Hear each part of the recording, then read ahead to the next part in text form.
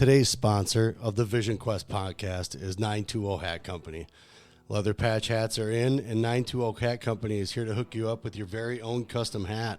All patches are lasered on top-grade genuine leather and on popular brand hats like Richardson and FlexFit. Whether you're looking to show off your business or want a one-of-a-kind hat for yourself, 920 Hat Company can do it all. All the hats are handcrafted right in the Fox Valley, but worn across America. With over 500 hats in stock, they guarantee fast turnaround times. Honestly, Liam, looking at these hats, solid, right? Yeah, they're pretty. I like them. I like that patch itself. Oh, yeah. I mean, one-of-a-kind stuff. I know his name's Trevor. He does great work. He's actually gotten I think we got a knit hat coming. I think so, yeah. Yeah, we got that coming. So we're really excited to have these guys on board as a sponsor. So get down to check them out on Facebook. I believe they're on Instagram.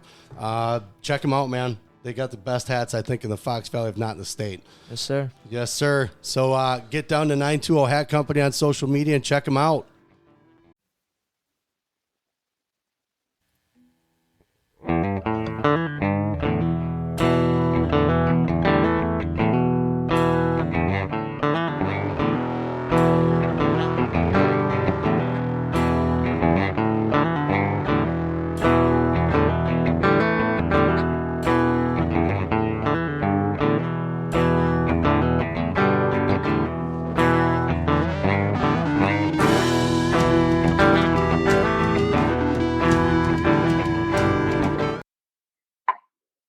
And we're live. So we are here for another version of the Vision Quest podcast. Not the first time that we've had one of these guys on here. We have a very big week coming up here in Kaukauna. It's otherwise known as the Cheesehead. We are joined here today by none other than we're not just gonna announce this guy like he's just some regular dude. He's not a regular dude. This guy he's won awards this year. I mean, so we're pretty sure that we have probably one of the best guys in Wisconsin wrestling, putting things together, brain-wise in the house. Coach Scott Cleaver, how you doing? Thank you. I'm doing great. You bet. I'm excited. I'm pumped. This year I'm excited because you guys added teams, right?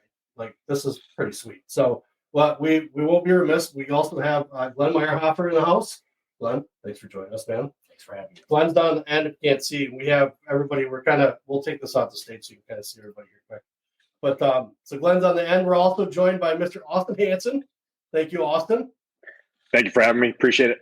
Yeah, Austin, you are also kind of the guy behind Cheesehead with some of the stats, facts, social media, things like that, right? Yeah, I've been I'm one of Glenn's best friends. Knowing Glenn and Scott for, 10, 15 years or so. I think I've gone to every Wisconsin high school state wrestling tournament since I've been, sophomore in high school. So just turned 29 this year. So been around the sport for quite some time and been really, really good friends with Scott and obviously Glenn, and been helping Scott with the Cheesehead and kind of promoting it on social media, mainly Twitter, for last 6 to 8 years or so. I would say somewhere in that ballpark, and really just driving up the publicity, right, and just the overall edge around the tournament in general, just to get more eyes on the sport of wrestling and the amazing tournament that Scott himself has kind of born. Is it 26? How many? 26. 26. So we did 25 last year, was pretty big. So we talked about a lot of the history last year. So that was fun.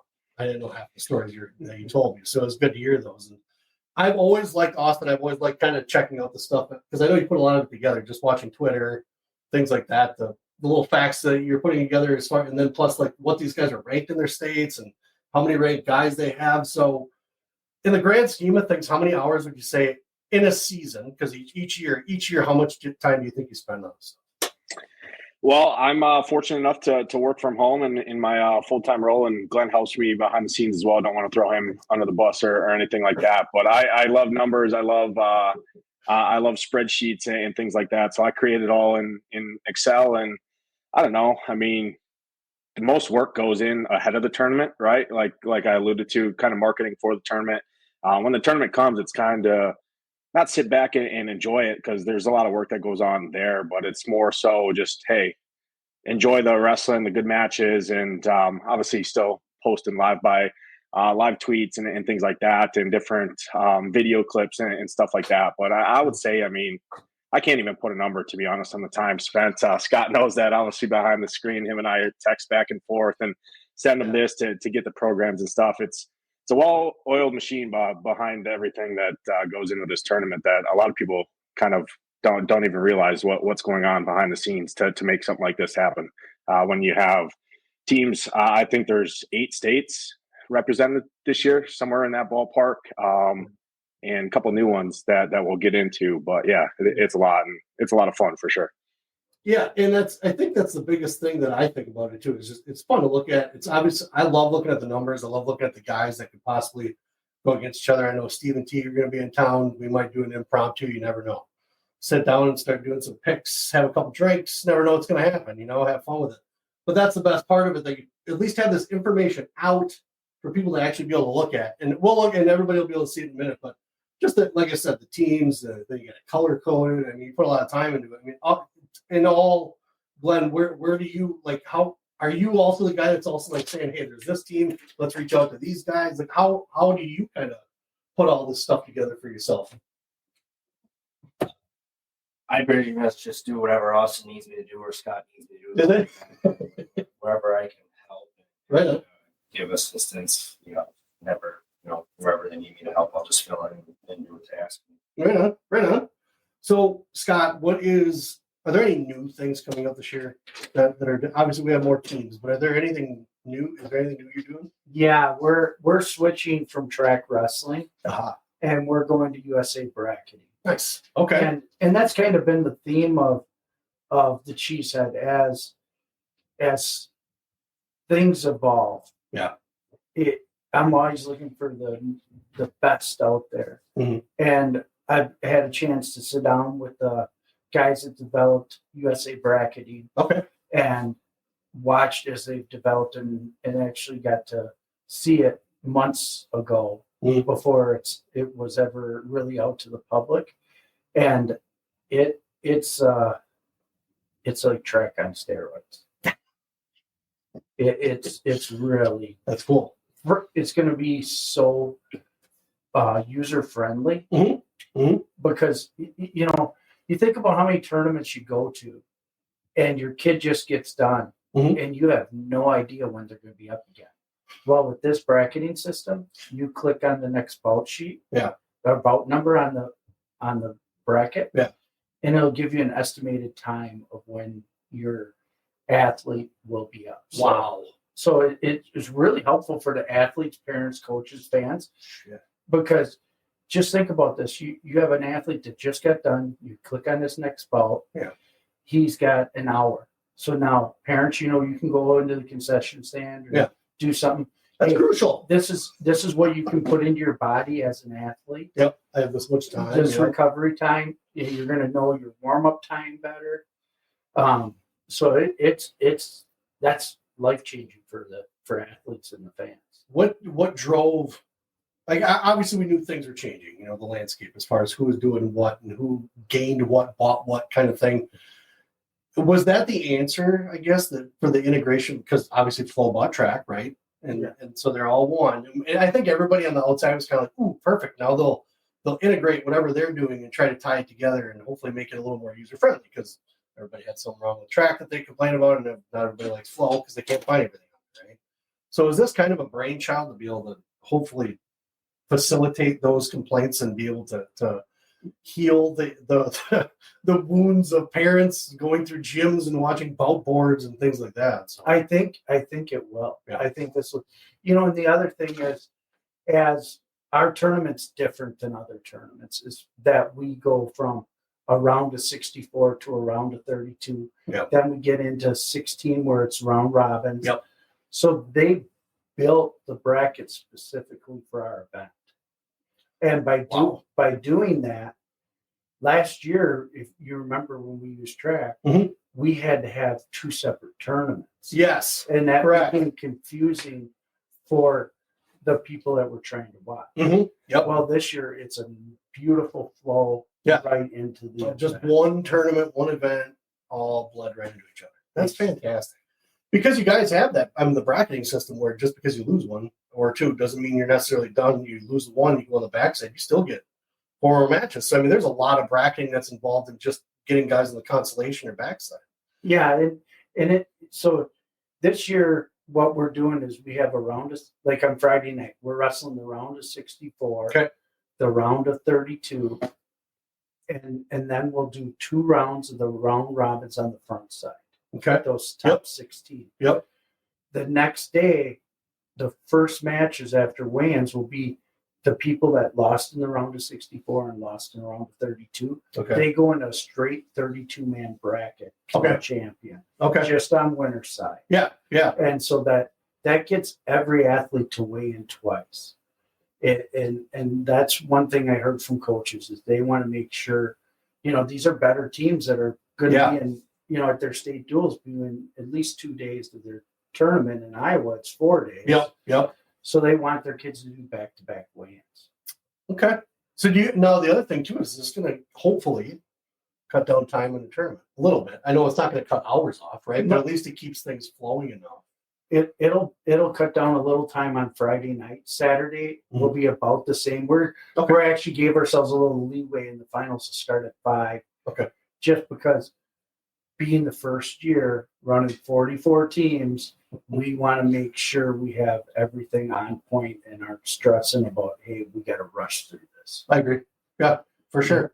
And you've sat in the stands. One of the things for people that haven't actually been in our gym during the tournament, I think it's important is technology is everything as far as making sure fans have a great experience. Correct. Yep. And we have ball boards hanging. So if you're sitting on the big bleacher side or on the little bleacher side, you don't even need to move out of your seat because the ball board's running right in front of your face. Right. So now the other thing, obviously this is a bandwidth thing really, but do you think it'll make it easier now that when you have 1,000 people in a gym trying to search the one thing, does it still keep it smooth and run smooth even with an overload of people in a gym kind of thing? I know it's a bandwidth thing. You can't. Right. That'll come down to that's the public part of Kaukauna High School's. Never seen problems there. Yeah, we haven't had problems. We run the tournament and the streaming end of it on another side. Okay. And that's strictly because of bandwidth that we need. Yep. And that's really important, as we all found out from the last couple of weekends trying to watch events, and there's a little bit of a glitch in it. A little bit, And hey, I get it. It could happen to us. Yep. So believe me, I was on the phone with people already on Saturday. We don't need this happening. Right. What do we got to do? Just making sure what we needed. Yep. Because those guys are good people and do great things. But everybody has to be on the same page, and that's the most important. Yeah. And you're talking about Illinois Matmen. They're the ones that stream it. They've always done an excellent job every year. I don't ever remember like streams going down ever with those guys running it. I don't ever remember having an issue. Cheesehead. And it's always been smooth, as far as the video feed, commentators, things like that. So those guys do a really good job. Does Izzy come up all the time for that? Yeah. Doesn't he have some high school kids that come up here too? Yeah, well, he doesn't coach at Montini anymore, but yeah, there's some kids from his club. So Izzy's eyes up here, and we have a great group of people that come with him that help do all the streaming, and that it's worked really well. So we'll pull up the teams here because I know we want to talk about that. There is a large, obviously, contingency from Wisconsin. Talk about those guys. Kaukauna Rapids making their way back up. Holy cow. Yeah. Wow. Hartford, always been fairly good. Arrowhead, another good top team. Hudson, Fenimore, they just bumped up. They're now in Division 2. They were in 3. Freedom, Evansville, Mineral Point, and that's about it for Wisconsin. I know I'm excited to watch some of the Fenimore guys up here. It's always fun to watch those guys wrestling. Mineral Point's going to be interesting, but the one that I really am paying attention to is Hartford. Hartford, I think, has stepped up a little bit this year. Well, they have, and that's why they're back in the tournament. Right. That's I was kind of interested to see, especially the new names, because what was it last year? Was it 35 teams? 38 last 38. year. So you added 4 or 5 new teams. 6. 6. Holy cow. Okay. All right. So we'll look at some of the other ones. I don't remember Oklahoma being here last year. They were. Kawita's returning for their second They were year. here last year? Yeah, Okay. they actually had a champion last year. The coach's son, as a freshman. Wow. Won it at 126. Nice. Like Jesuit. They are brand new. I was going to say that one looked fairly new. And they just knocked off. They dueled the number 2 team in Louisiana the other day, and they almost doubled them up. No So kidding. they're legit. Okay. Then Millard South, those guys are always here. They've been here for the past They've 4 been or 5 years. yeah. They've been pretty solid with us. Always, yeah. Always a decent team. I mean, we watched them wrestle in the past couple of years from Minnesota Christmas tournament to here, so those guys are decent. Lowell, Michigan, that's a little. They weren't here last year, were they? No, Michigan had a travel restrictions, and that's right. so now Is it because of COVID still? No, okay. they could only go to neighboring states, and then the teams that were coming in, there's a bunch of different rules for each state. Has a different rule. I'm gonna say we're a neighbor. Yeah, but if you have teams from outside those neighboring, if they're there, they can't go to those things. Yeah, there was stuff like that going on. So we started on that. They're able to travel, and Lowell, I got a chance to talk to Sigorski's dad. Yeah. And he we've known each other for a while now, and he talked to their coach, and it finally worked out in their schedule. Nice. Where this weekend's a good weekend for them. Yeah. And we're excited to have them because they're really, really tough. We're excited too because I think Owen's 165. I believe so. Okay. Well, we've known Sigorski's for a while. Good people. They actually were up in the UP for a while. They moved down to Lowell for better wrestling opportunities, but it'll be good to see those guys again for sure. New one that you just added, Cleveland, Tennessee. Yeah, they got some talent. Really? They're going to be bringing in a couple guys that just placed out at Pennsylvania. Powerade? Powerade. Really? Yeah. Interesting. Okay. So they're a really good program. Okay. It would be nice if, like, I think I mentioned I posted something about this, if like our guys would be able to go to like Powerades and things like that. Believe me, well, Glenn got to wrestle in Ironman. Did you? Yep. You were just you caused it, didn't you? You're the one that made him cut all that off, so I couldn't tell. But you got to go, huh? You're the first and only team. Really? Yeah, that year, Kakana and Luxembourg won. No kidding. And now we can't go. It's because it's the private schools, right? Prep schools. We had, like, people don't realize, but Wyoming Seminary and Blair were both here. Like, they've been here. They want to be here. I was out at Ironman, and the Blair coach is like, when your rule changes, we will be at your tournament. And you know how hard it is to turn away the top teams in the country? Yeah, I can only imagine. Every year. I can only imagine. Because you have a waiting list. We do. Like, you have a waiting list, and we have to tell these people, no, can't have you. Yeah. It's frustrating. I won't get into that. So Jefferson, Georgia, those guys have been here before. Yep, they were here last year. Southeast Bowl, always here. Yorkville, St. Charles East, we all know who's there. Lockport's a good one. Everybody, basically all these Illinois teams are great. Yeah, they are. But Providence is new this year. Are they? Yeah, Okay. they're popping in. They're new for Where are they by? Where's Providence by? Chicagoland. Is it? Okay. Nice. And then your typical Cass and Mantreville, Simley, and Hickman. I think Hickman was here last year. No, They weren't. this is an interesting story. So Man. their head coach is Dan Pieper. Okay, so Dan's dad, Vern, Yep. was the legendary coach at Stoke. Mm-hmm. And the outstanding wrestler of the tournament is named after his dad. Aha. Nice. So this is their first time that they're able to come up here, and they've been obviously Dan's a Stoughton guy. They've been going to Badger State. Yeah. And he decided that he wanted to come up here and see this tournament with this team. So it's pretty cool. Nice. I'll get to see his mom, who I haven't been able to see in a while. And yeah. It's I have but the utmost respect for the people. Yeah. Well, legends in their own right, especially within the wrestling community. What Glenn, what are you most excited about with some of these teams here? I know you've been in wrestling for a while. What type of team are you picking up? What I'd like to see is there's a lot of parity throughout this tournament this year from the teams in Wisconsin, the Illinois teams, and then you got Southeast Polk and Lowell and Cleveland being the two new teams this year. Mm-hmm. It's just going to be really interesting to see who can fight for those trophies on Saturday. I think there's a handful of teams that have the talent and the ability to compete for the second, third, fourth place team trophy. Yeah. Southeast Polk kind of stands out as the front runner. Yeah. They're really solid top to bottom, but there's a lot of parity in that at 2 through 6, and it's going to be interesting when it all get worked out. That's right. That's right. I'm excited because knowing that Kakon is the outside looking in, it'd be interesting to see what happens this weekend team wise. I was telling Liam, I was like, we need to pin a lot right away.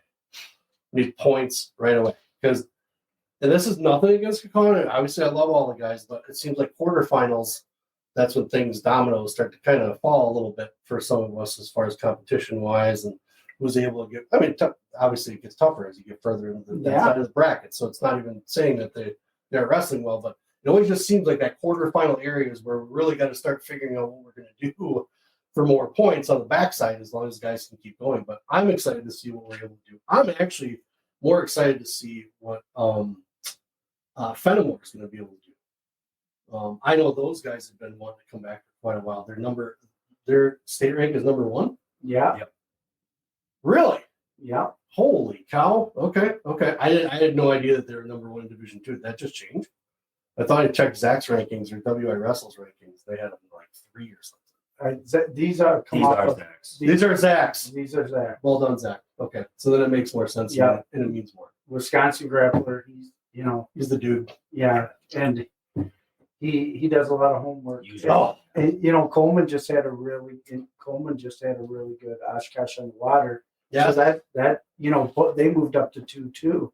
So it'll be interesting. And the team that you haven't mentioned, but I'm really excited about is Evansville.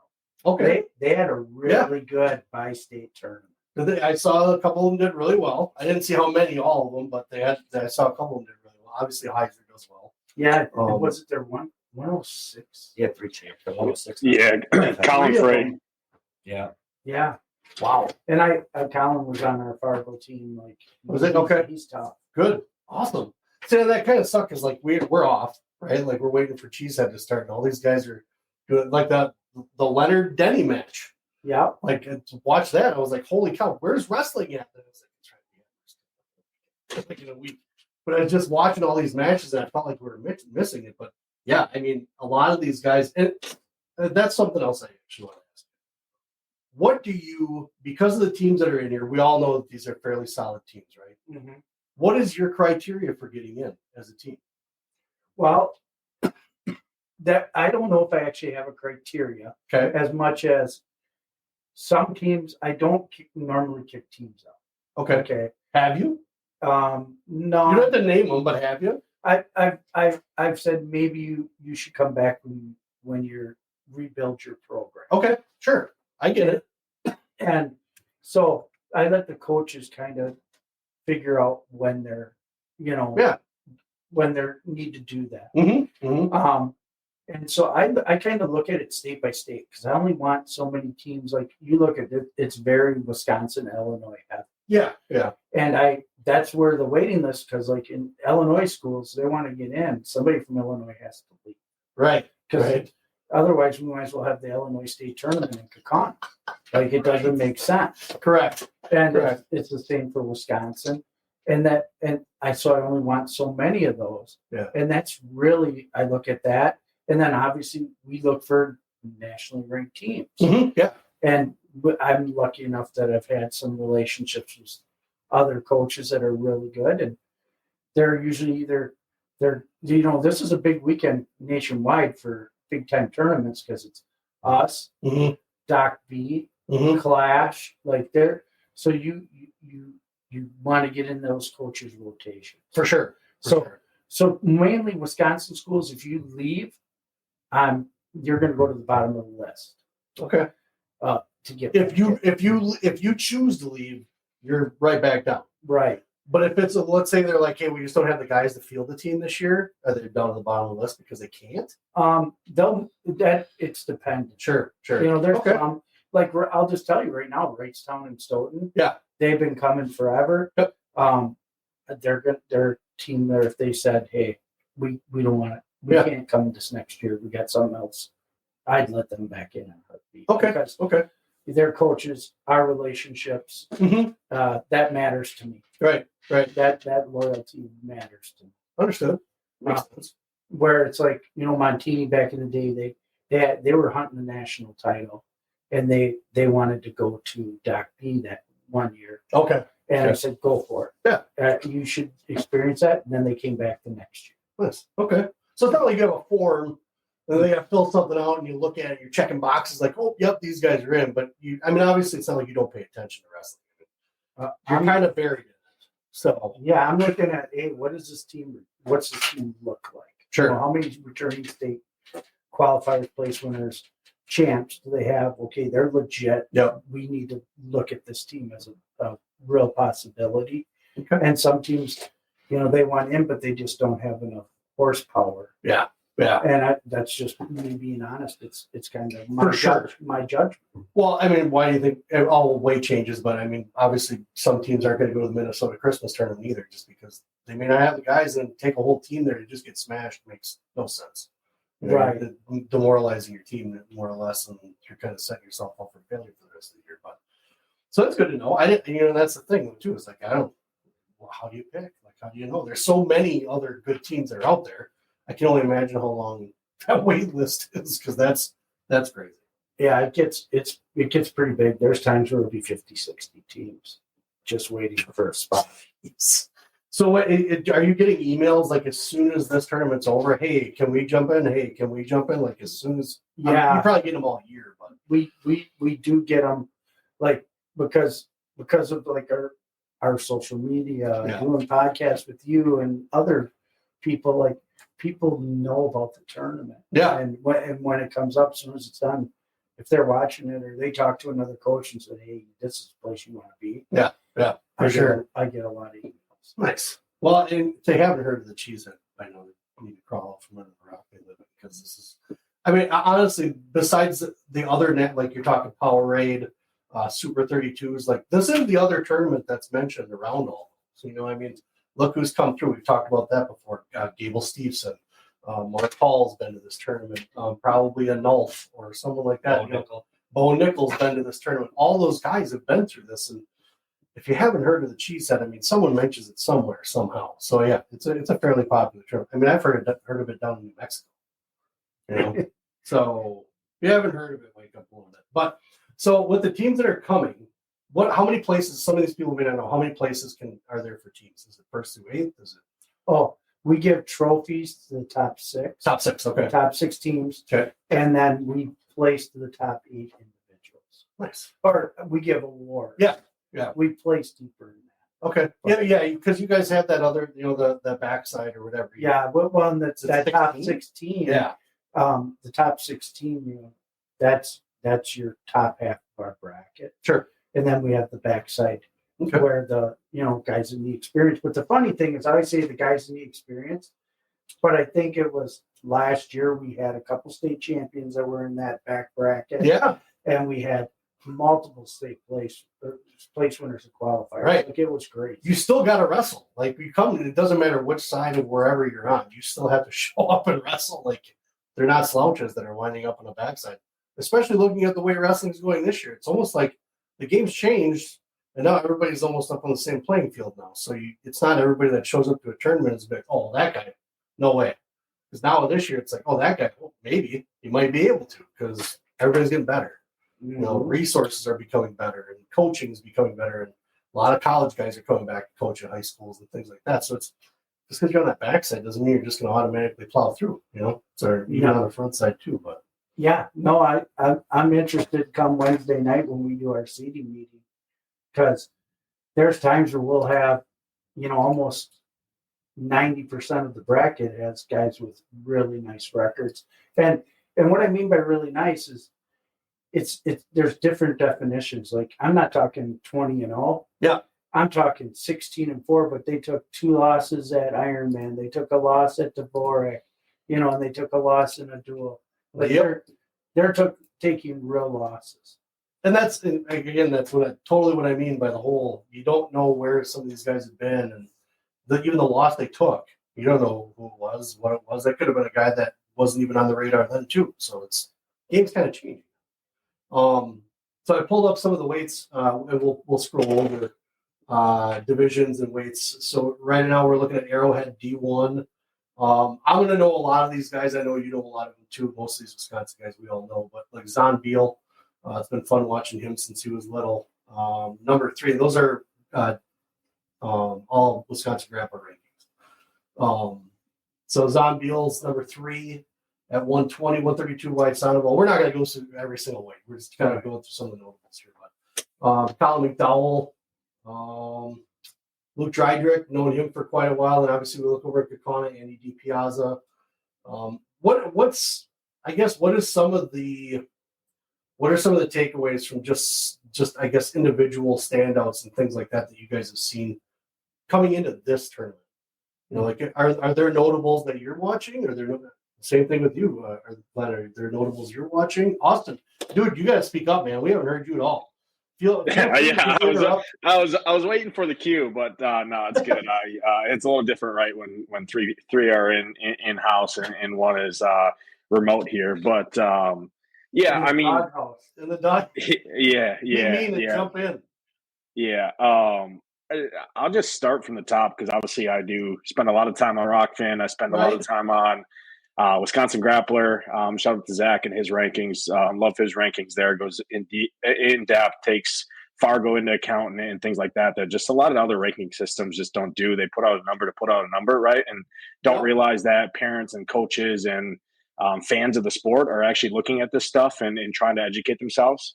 So I think that's a big miss a lot of times on these rankings is, you can throw a ranking out, but as soon as people that love the sport and follow the sport, right? Once they kind of see and start realizing that, hey, this doesn't really match up to what I'm seeing, what other people are putting out, you lose credibility quickly.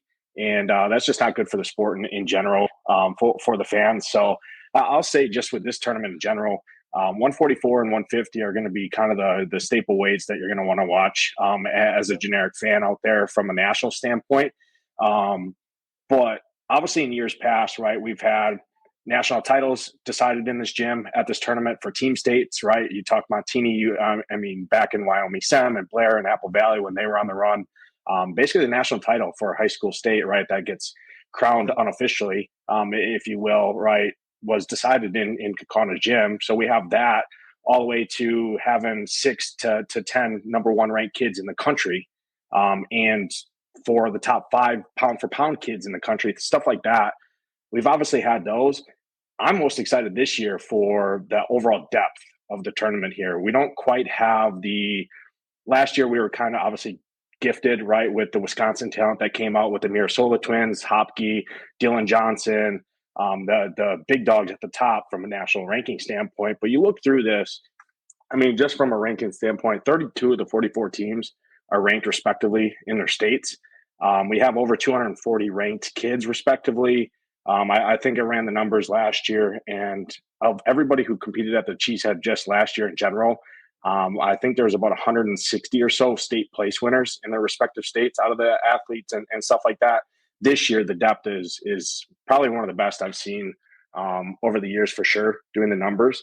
And people just want to see, right, the nationally ranked kids and the flashy stuff, but they don't realize that, hey, each of these teams, for the most part, fields a roster of 14 kids, right? And a lot of them, majority of their rosters are ranked respectively in their state, right? So now the best of the best of all divisions, right? Whether you're Division III in Wisconsin or the top division in Iowa from the top division out in Oklahoma, the best of the best get to go up against each other. And not all these kids, right, go to Fargo. Not all these kids go to Super 32s and stuff like that. So you're getting to really taste the talent across the country with 11 states represented and a lot of deep teams. And shout out to Scott for not allowing individual athletes, right? Obviously, we could really make our tournament be even better in terms of nationally rankings, right? And get the cameras and everybody looking at, oh my God, number 1 versus number 2 in the country, right, going up against each other.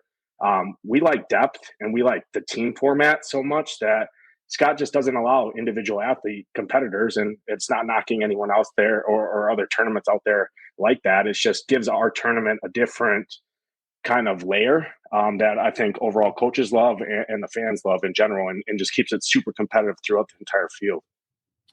So we're getting comments thrown at us quickly as we go through here. Because you and I know Joe Williamson. Joe's on. Oh, yeah. He's watching. Oh, I love me some Joe Williamson. Joe says, remember when your son was doing video during the cheese, Scott? Now he would smash us, no questions.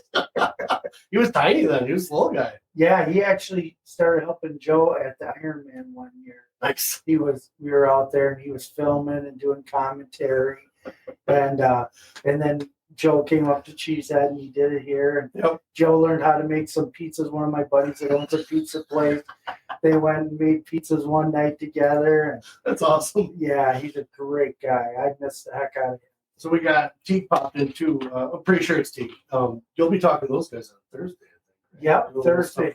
Whatever it does, I don't care if you're on 8 times this week. Whatever gets this tournament out there, I don't care. We'll bring you on tomorrow. You want to come on tomorrow too? Hickman, Missouri, with an all-time mascot, the Q Pies, basically a baby Cupid. Teague always with the fun facts, always coming in with the fun facts. Tony's Pizza is what he said was the pizza that you guys are cooking. Yeah, It's a tricky one. Huh? Good job, Joe. I know. I'm excited. I think Glenn's got a cold. Are you allergic to my house? No. That'd be fine. So we got I want to look at a couple of Wisconsin teams. I'm excited to. The one and this kid's kind of a sleeper here. Perry Bear. If we can keep his head from getting hit, I think he might do all right. He's a really good athlete. He is athletic. He's extremely athletic. Because last year watching him wrestle, I mean, I think he would have run through a brick wall for anything at that point last year. Just the way he was wrestling, and now. So in all fairness, Perry, you're screwed a little loose in some spots. That's all right though, because that's what's gotten you where you are.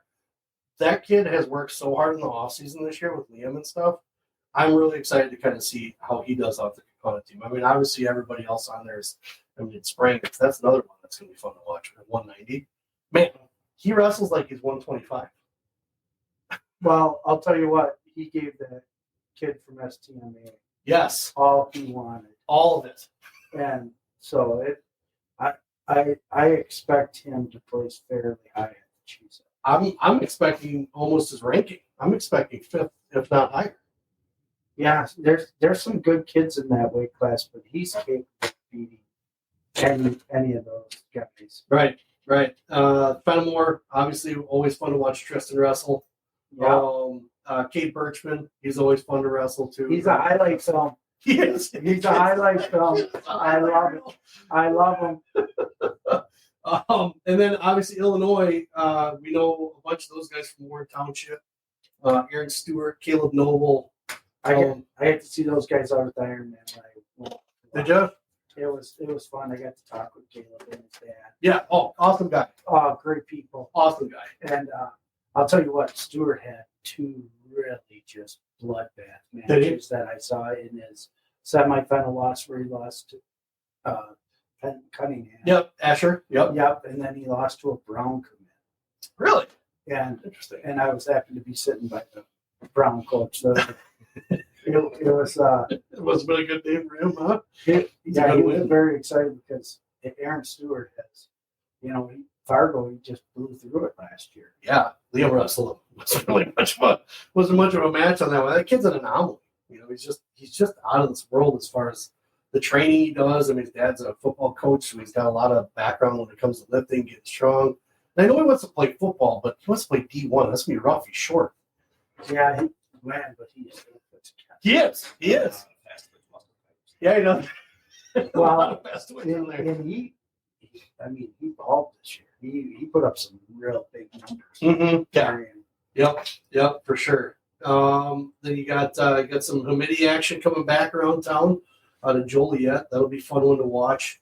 Yeah, their coach is hoping they're finally getting healthy. They were out at the duels in Stillwater.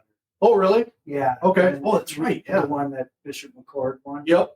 And you know, they got an outstanding program. They really challenge their kids with their schedule. So that's what I mean with teams that you don't look at that record. Yeah.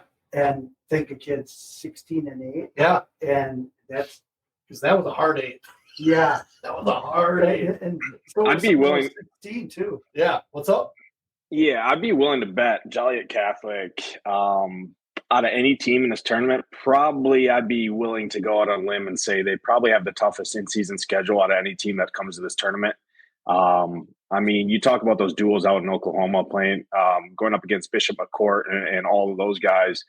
And I mean, they got a young team. I talked to the coach last year at the social after Friday nights, and he just flat loves this tournament. He loves challenging his kids, and the kids buy into it. And I think that's the biggest part as a program is you have to have people that aren't afraid to get their back pushed up against the wall, right? Take a scuff on their knee, kind of get punched in the mouth a little bit and then come back. Because what does that do? That just overall builds your program and just overall builds the kids. And when it comes time for their in-season state tournaments, right, these kids are battle tested, right? And you see them with double 12 to 16 losses in state finals down in Illinois, right? They're a really good program. They kind of got beat up a little bit out in Oklahoma at those duels, but they'll tie their shoelaces right back up and come here ready to wrestle for sure. Come Cheesehead time, and give Lowell, give Southeast Polk, give Kaukauna, give some of these other programs that are kind of looking to be favorites for top 5 in terms of placing, to be right there neck and neck with those guys. For sure. And I always noticed that too, you know, like, especially like the Joliet Catholics and even Warren, when those guys really started kind of coming around again. I noticed that those guys do they get in as much as they can. Kaukauna always tried to too, but that's where the realistic thing came in for me as far as, because I, coaching soccer and things like that, kind of pay attention. I just want to I'm going to put my kids in this tournament because I want to get them in this tournament, right? Just because you want to be in it. Beforehand, I wasn't thinking about, well, my kids are going to get crushed. I just wanted them to be in it, right? Like, I didn't care what was going to happen. I just wanted to be in the tournament because that way they get that experience. But what kind of experience are you really giving? Like, if you're really setting them up, if you're going to take them to something like this, which great, that's awesome that you're pushing the kids, but knowing what kind of team you have and that the mentality, like you were saying, Austin, some of these kids, they've got to be willing to take an injury or be able to get pushed to a limit that not every school's going to be able to. And to no offense to anybody in this state, but like taking Reedsville to Powerade, like that wouldn't make any sense. It just doesn't. The kids aren't ready for it. Would it be great for them to get the experience? Hell yes. But at the same time, though, too, at a tournament like this, the way that it's set up with the backside and the constellation brackets, it allows those kids to at least get something from it, not just a regular 2 and done if you lose and you're out. Well, the best part too is they wrestle that top edge talent, right? In the round, the pool plays, the round robins, right? But then on the backside, even if they go right 1 and 2 or whatever in the pool, then they're wrestling more equal level caliber talent, right? Yep. So we talk about 11 states being represented from all over, right? From out in Nebraska to Oklahoma to Louisiana this year, up in Michigan now. These kids are not only that, the programs are investing a lot of money for these students and busing and travel and hotels and everything like that. That these kids are guaranteed multiple matches to your point, and they're getting to wrestle the top edge talent across the country. But then they're also getting to get great experience and great competition of other similar ranked kids, right, respective to what their skill level might be, to really see, okay, how did I stack up against the top edge? And now how am I stacking up against more kind of equal playing field, if you will? And then it's may the best man win, right, out there on in the circle. So I think that's the best part about it is Scott understands that these programs are investing a lot of money to come out here and put on a show for all the fans and all of us at the Cheesehead here. He wants to reward them and give these kids multiple matches and the more mat time the most mat time as possible, I think, which is the biggest thing. And I think that's one of the biggest feedbacks that he gets from these coaches and why the waiting list gets up to 60 plus right, teams wanting to be in here is because they're not going out to travel and get 2 matches and then their kids sitting on the bleachers, right, watching the rest of the team compete all weekend, right? Yep. And so I zoomed out just so people get an idea. Like, that's not even full teams. Like, those are just the kids that are either respectively ranked or whatever. And there's going to be more, right? And there'll be some movement. Like, I know the coaches are all putting in their lineups tomorrow and Wednesday. Yeah. And so what we see here is what the rankers see for their weight classes. Mm-hmm. But we're going to see some changing of guys changing weights For sure around. And so it'll be interesting to see who ends up in what bracket together. Right. That's always fun. Yeah. And since you scrolled out, I kind of Montini. I'm just looking at them, and they're back. They're back. Coach Boo's back at the helm there, and when he was the head coach and Izzy was the assistant, he really built Montini wrestling into Montini, and he's back there now, and he's trying to do the same thing again. I think, wow, they're loaded. Yeah, there was just the Flavin duels down at DeKalb. Yep. And they made it in the top pool, and Nice. it's Nice. Yeah, Montini, they dropped down to the second division down there with all the changes. But yeah, to Scott's point, they're definitely back. They're the top ranked school down in Illinois in 2A. So they're really solid. And if you scroll over to Lowell, Michigan, there, most people are like, wow, they have more kids than 14, right? You only have 14 field the roster. That just shows how deep Lowell, Michigan is. I mean, you look at multiple weights, right? They got the number 1 and number 2 kids ranked in Michigan, and they're both on the same team, right? So you talk, I mean, they got 16 kids ranked in Michigan in their respective division. And obviously you only get 14 slots, right, to field the roster. So you talk about a team like that, and it's so big for team scoring wise to get your kids into that top 16 first and then that top 8 to really get all the additional points. That's where a team like Lowell can be sneaky because they're super deep. And it's just they got the talent to compete for those top 8 points. It's interesting. You don't hear. I mean, obviously, we hear probably more about like Michigan schools and things like that and the competition and everything. But a lot of times, you don't really like. They're kind of a sleeper state, in my eyes, because you only hear about them once they get in college. You don't hear a lot about high school wrestling out of Michigan unless it was some dude that did something big in college. I know people out of Michigan. I mean, but you just don't. Well, that's something that blows up. Their hands were tied because of those stupid travel rules, and so those kids, like they just couldn't get the exposure. Yeah, because Michigan wrestling is really good. It is. Yeah, and now they're getting a chance to show it off. Right. Well, Mike Krause, I mean, oh, God bless him. Right. I mean, that dude. If that guy couldn't have blown a state up for wrestling, I don't know who could have. I mean, straight out of the horse's mouth. I mean, that guy was everything about what he was doing, and Michigan wrestling was one of it. It's just crazy to see, like you were saying, Austin, with this many guys on here. I can't believe we haven't heard more of them throughout just the year this year.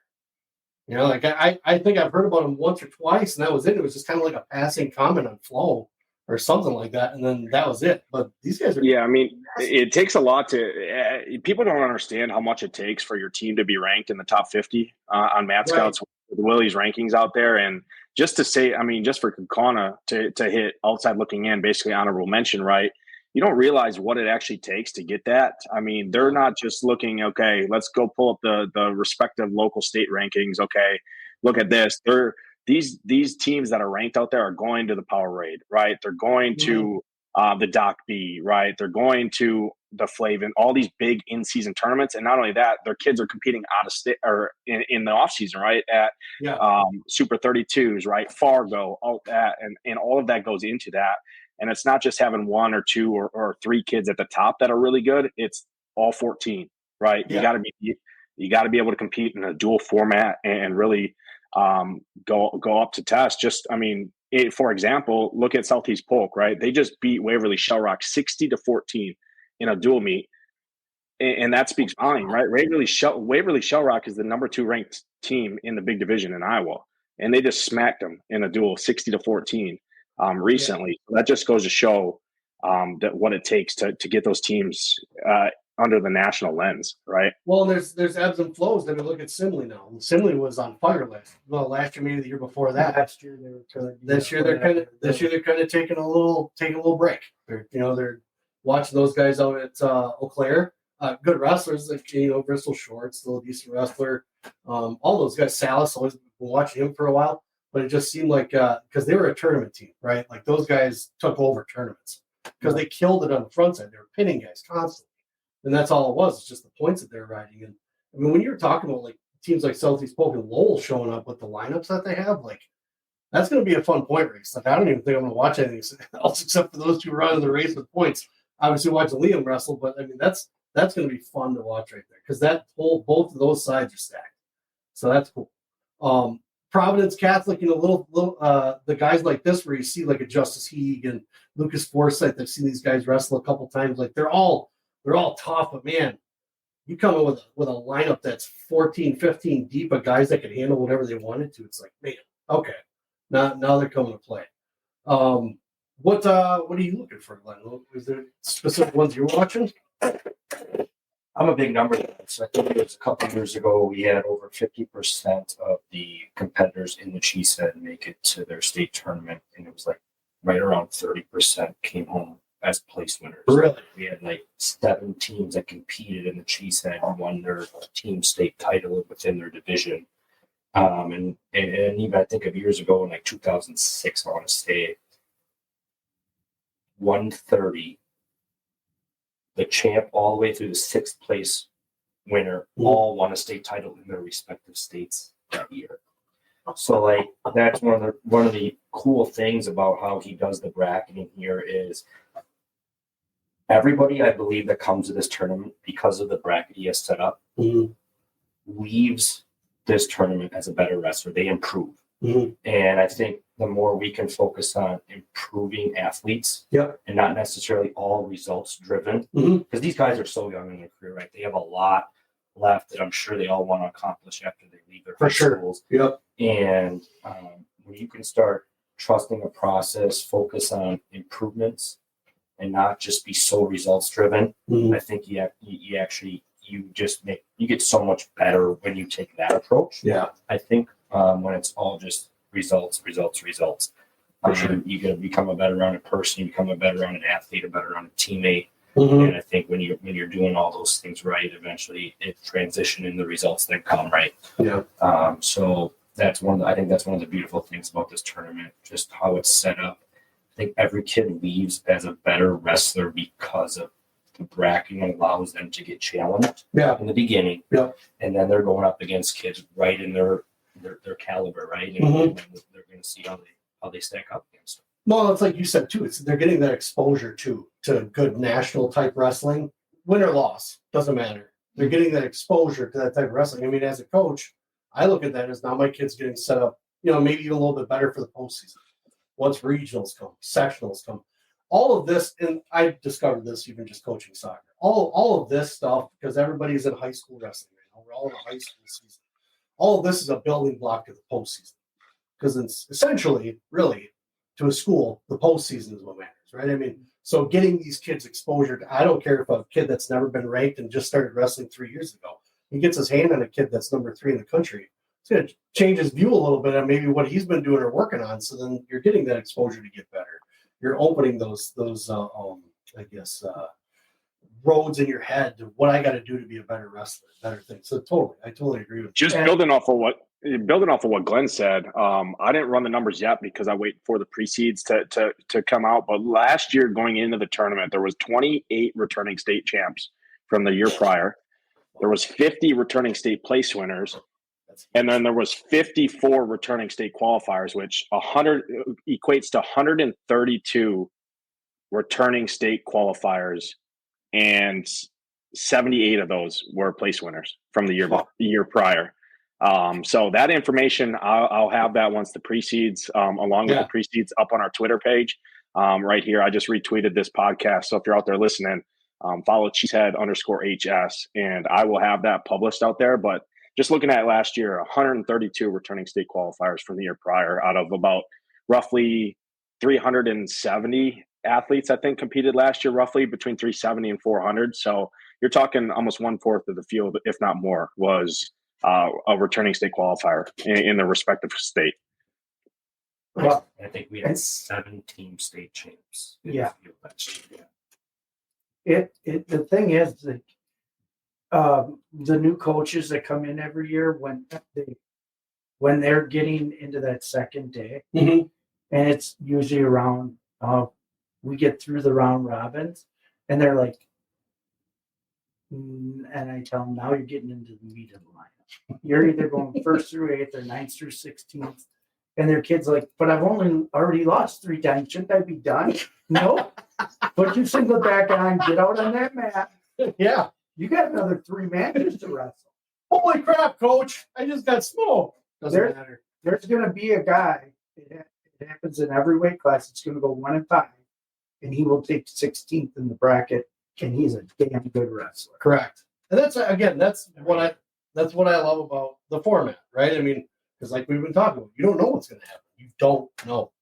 Theoretically, you could lose a match and get your hand raised as the champion. Correct. You don't know. There's a 4-time champion that lost.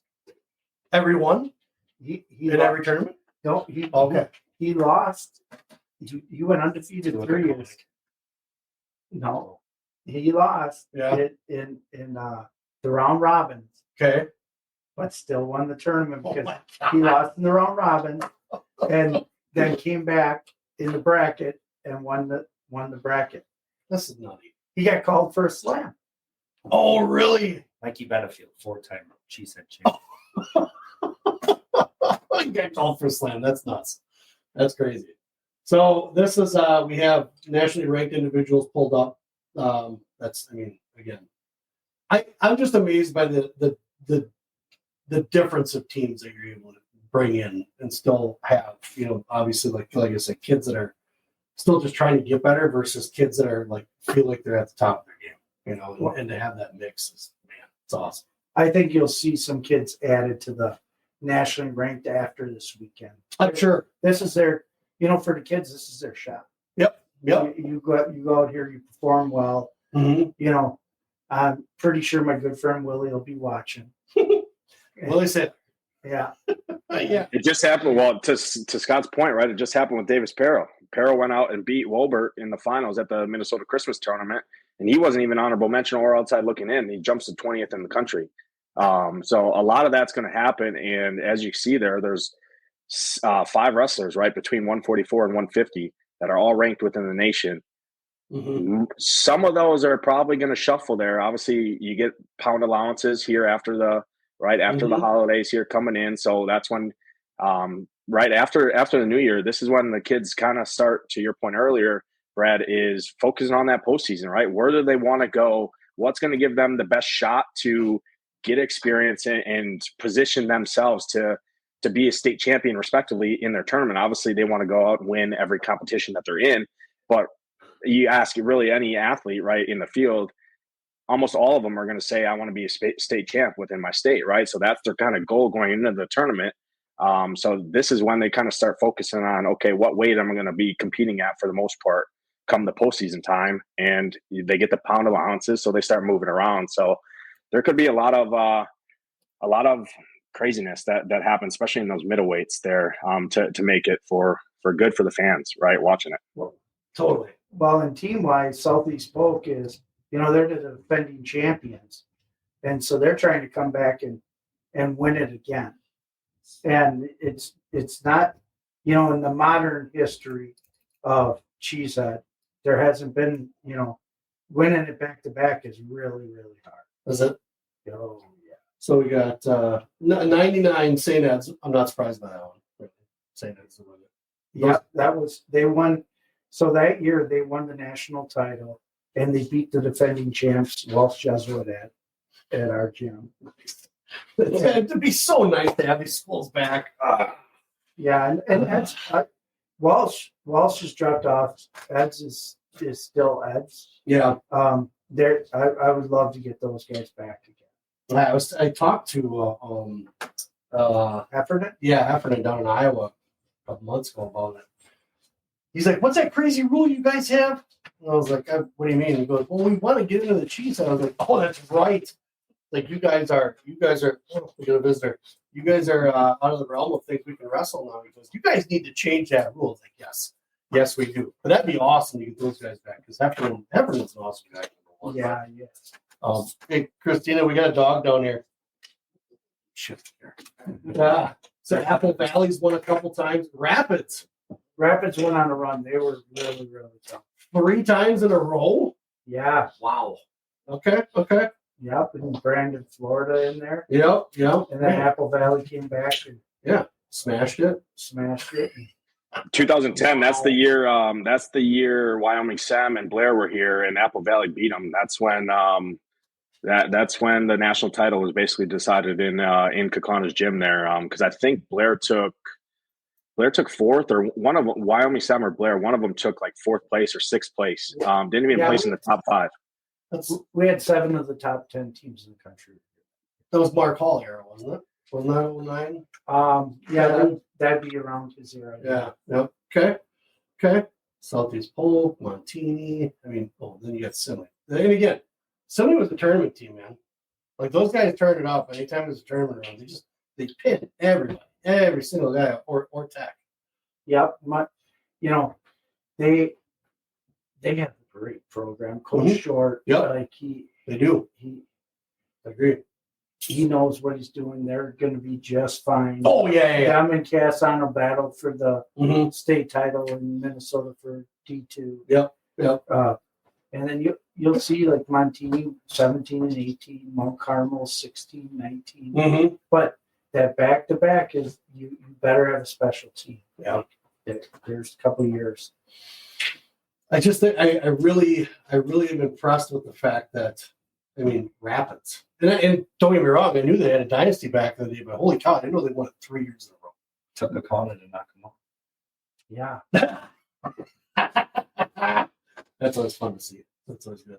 Well, it goes to show you Wausau West in 2008, they had a program. Yes, correct. Well, so here's the other question, because we talk about a lot about the competitors, we talk a lot about the coaches. What about the referees? What are their thoughts? I mean, is this a good learning experience for referees too? Because you always have Steve there.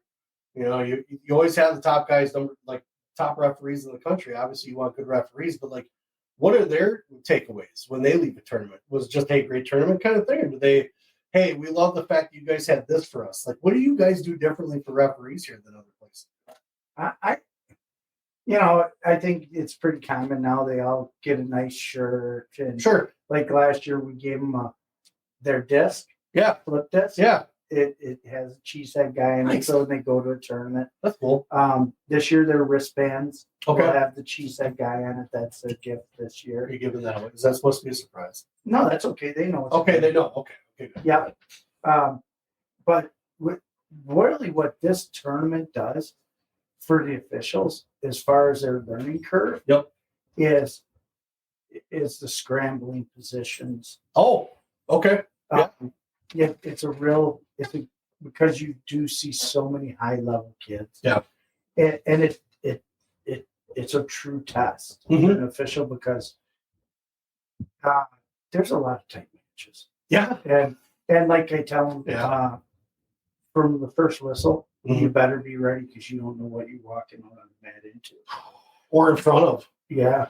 It's like you better be ready to, sit back and make the call when it's appropriate. Mm-hmm. And it's not easy with the level of wrestling that they get to see here. Yeah. New rules. It's not a normal tournament. Right. Now you add in the new rules with it. Out of bounds rules are different. Points are different. That's a good thing. I'm glad of the timing of our tournament. Yeah. Because they've had all of December to work out the kinks. Yeah. Yep. So they now should understand the out of bounds really well. Mm-hmm. Because they're all part of associations. Either that or developed bad habits already. They better not. They know it's just like teams. You might not be back. Stalling's been a point of contention now. Stalling's been looked at and kind of scrutinized quite a bit when it comes to especially college wrestling. I know it's not the same, but it kind of is. The only difference now, I think, between college wrestling and high school wrestling is riding time. Yeah. That's it. Yeah. So a lot of stalling isn't being called properly. I mean, as far as, action, I think we just had this argument on Twitter the other day. If two guys are actively trying to shoot and you don't have the score of an end of the first period or whatever, there's no need for a stalling call. If they're still active, well, and why do you need to have a stalling call? That's something I actually talked to our officials about. Nice. This is one of those things where these are both two high-level athletes. Yeah.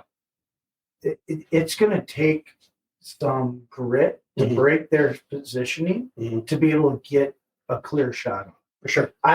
You can't expect a guy just to dive in. Yeah. He's not wrestling some scrub. He's wrestling another very talented athlete. Yep. So it's going to take some time for me to wear him down so that I can score. Yeah, well, I mean, hand fighting, positioning, I mean, all that matters, and it doesn't just happen in 30 seconds with some of these guys to be able to figure it out, So that's the one thing I think I'm going to be watching the most, just to see how things are getting called.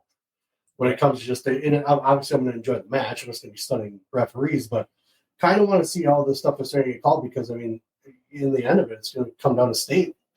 These guys will be at the state tournament, things like that, and making sure, everybody has their own opinions about everybody else as far as who's what or whatever.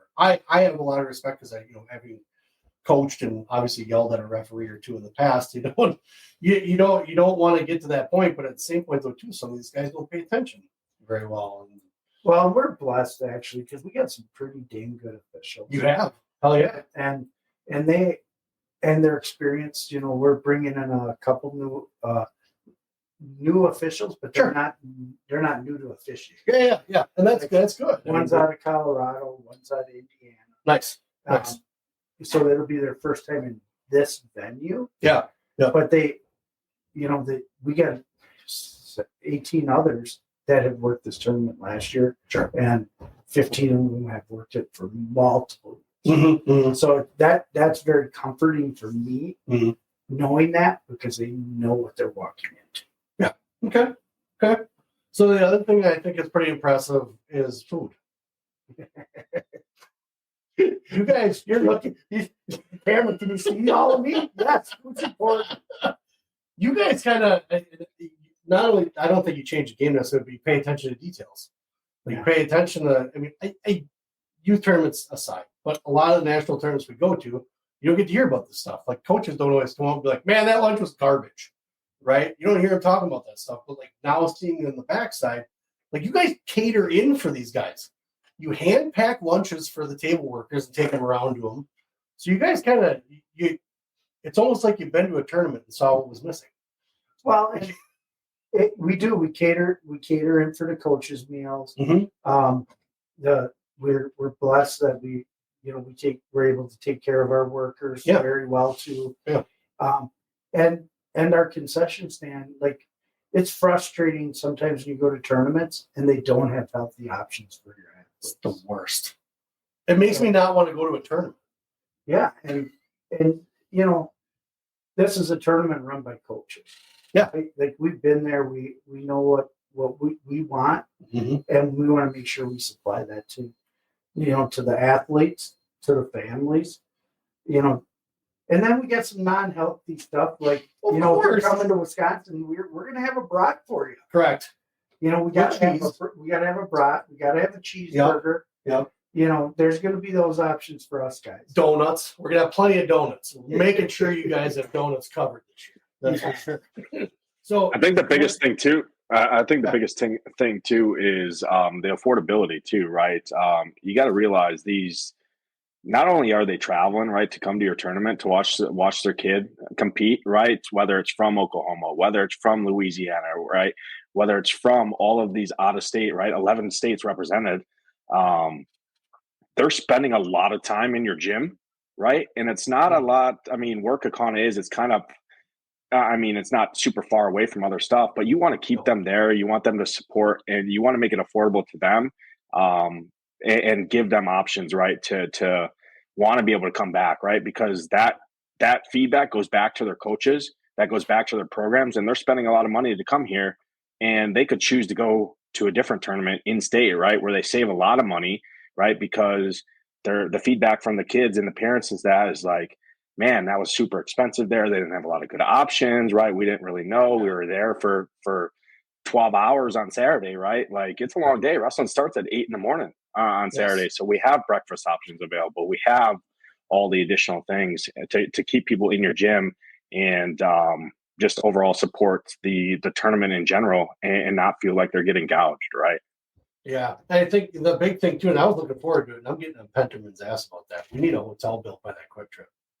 If we could have a hotel in town, we could literally keep everybody here, and everybody would definitely be involved in whatever we have going on. So when I saw that happening, I literally was just like, holy cow, like we could have everybody here. We could have everybody right in the middle of town. Teams, coach, everything. Because I'm pretty sure you could almost fit almost all the teams in one hotel, but maybe a little excess, but it would have been nice to have that all centered right here.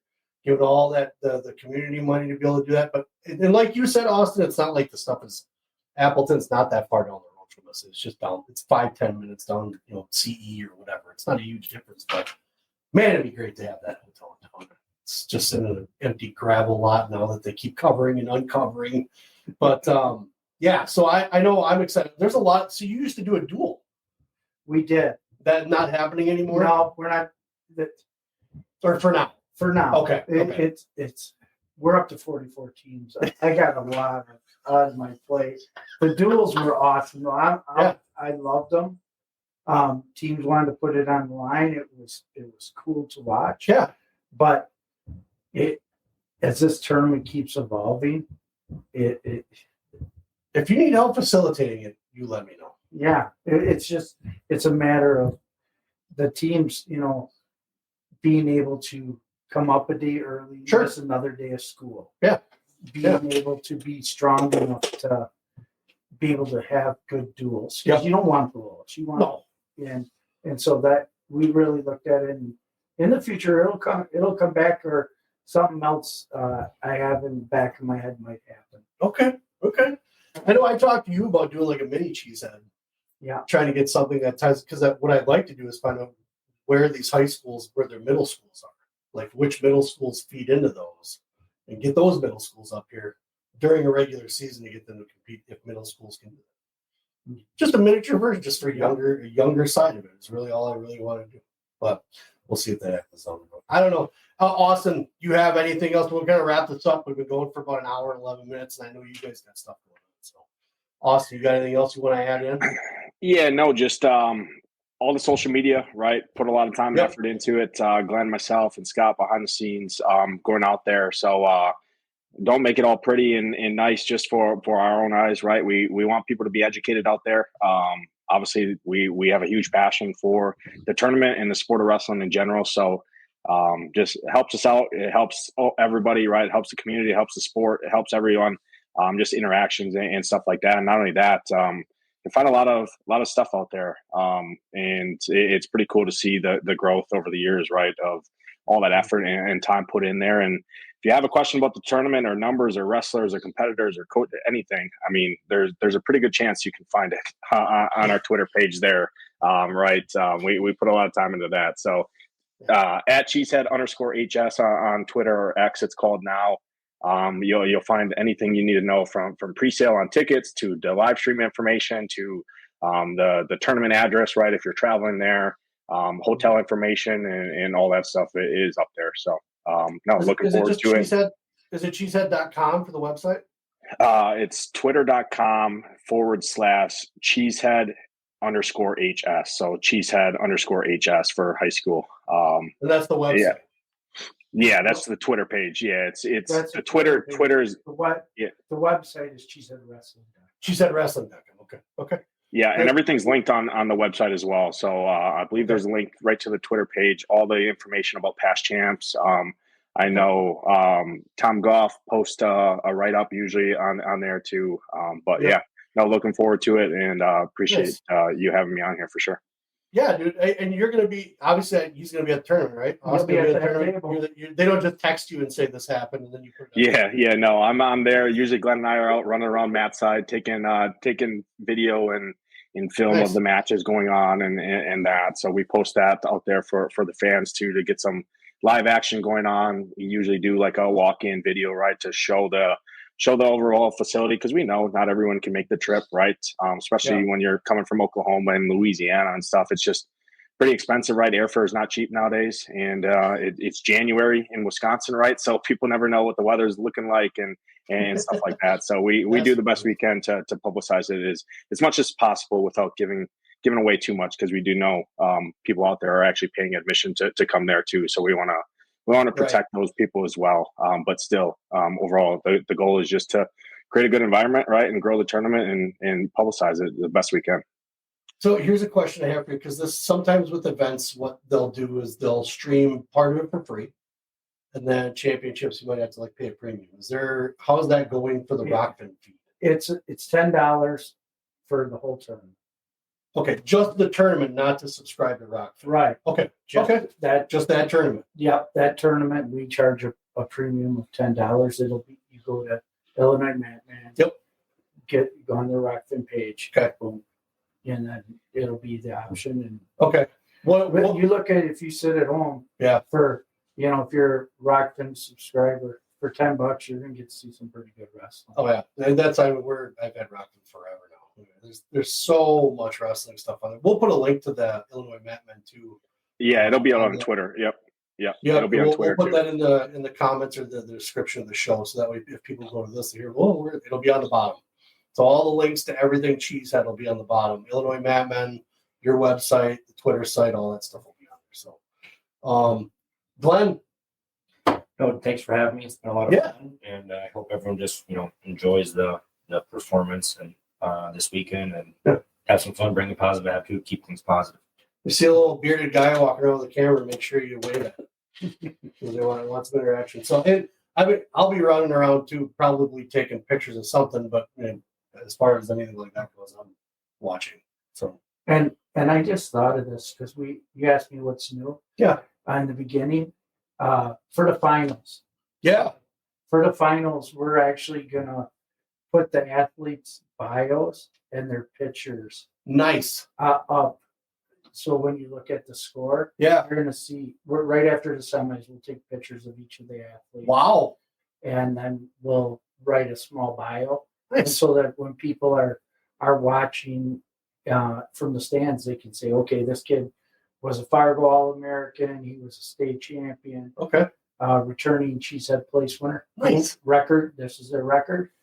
And I think it's always adding little things as technology grows that we can use them. You guys You guys are evolving with the sport. And it's almost like you're going to have Zach's website right in front of them while they're looking at the bio of a wrestler. And that's the other thing too that's cool about Zach's rankings. It's all coach availability. And that's the other thing too is coaches could be watching, from a different distance that haven't seen a certain kid. Like, oh, wait a minute, he did. Wow, okay. They might reach out to him. I know a coach. You do that may be watching from far away. This little school called Gardner Webb. I think he has an interest in the. He's watching the pipeline going through there. Keaton, if you're watching, we hope that you can actually make it, but we know you'll be watching because you're a beloved fan of the Cheesehead. So it's Keaton Cleaver. That would be Scott's son. How's he liking coaching? He loves it. Does he? He loves it. Did really well. Yeah, they got Southern Scuffle. See, that's the first time ever Southern Scuffle is not on New Year's Day. Yeah, that's right. Yep. And then the second, and now it's the same exact time as Cheesehead this year. So he'll be doing his coaching down in Chattanooga while we run the tournament up here. Nice. So it's gonna be kind of hard for him to watch anything live if he's down there coaching. Yeah. Catch a couple things here and there, but at least I got Carly. Carly came back from school, so she'll be at the bath table and okay. So yeah, but I just want to encourage everybody. Like, there's nothing like being in the stands, right? When these hype matches come up, and they're up all the time. Correct. Like we said, there's no easy way out because your kid could have lost but now they're getting thrown back in and maybe have a harder road to the finals, but they're still a road. It's still a road. It's a little detour, maybe a little bumpy, but it's a road. You can still get there. And I've been advocating, been saying this for quite some time now. Don't just, if you can get to the gym, get to the gym. Get there, get your butt in the seat, watch live, watch in front of you. I'm all about the subscription and things like that, but right now wrestling needs you to show up and watch live wrestling. I don't care if it's high school, I don't care if it's college, I don't care if it's NAIA, I don't care if it's grade school. Show up, pay the fee, go watch wrestling, because we are going to need it. We are going to need that support. We are going to need people showing up. Right now we're in a weird time of sports, and I think people need to kind of come to the realization that not all this is going to be around when you think it is. So get your butts in the gym, pay the fee, sit down, watch it. There's nothing better than honestly being in a gym watching wrestling in front of you, right? I'm always a fan of getting on TV and watching them. And obviously I can't be down in Iowa, so I had the soldier suit on. Yeah, I turned that on pretty soon too. Yeah. But just get there. Get there and watch. It was weird sitting in the Iron Man and actually just getting to be a fan. Right? I wasn't coaching. I wasn't running the tournament. Like, I sat in there and I had my popcorn and my soda, and I'm sitting there I envy you fans. I got to be one for once, and it was pretty fun. Pretty neat. The energy is different. Different type of energy. Yeah, it is. You don't have the nerves. You have more excitement. Yeah, it's not a man. Well, and it running the tournament gets awful stressful. I can imagine, because you want everything to be right for everybody. Yeah, and right, and being able just to walk in and be carefree was kind of fun. Doing Sawdust Nationals, I learned that real quick. I was like, man, I hope this goes right over here. I hope this goes weigh-ins go right, all that stuff. Because one hiccup and someone's complaining about it. You're already getting 1 star on Reddit, whatever it is. So it's that's why I kind of want to bring up a lot of that smaller side stuff that most like spectators don't see. Like coaches enjoy this tournament because they can go eat a normal meal. Like they can find something. Okay, I gotta go, but at least I know I can go in here and I'm gonna get some fettuccine, or I'm gonna, they had some good shit. That's true. I was a little jealous of what they're eating versus what I had to go buy. So I think it's a little nuances about this tournament that are great. So I'm excited, especially for this year. More teams, 5 more teams this year. I think you're gonna add on more. No, but I'm not sure. We got to see how this goes. Okay. Yeah. Okay. Like I always want to give opportunity, right? Yeah. And as long as we have enough room in our facility and it runs the way we expect it to run. Yeah. I'd never say never. A man of opportunity. So again, guys, thank you. Appreciate it. Thank you, Austin. Appreciate it. We're going to end this. I hope everybody shows up, gets to the gym, but it's been about an hour and 20 minutes, and we are out. It's been the Vision Quest podcast with the Cheesehead crew. Thanks again, guys. Thank you.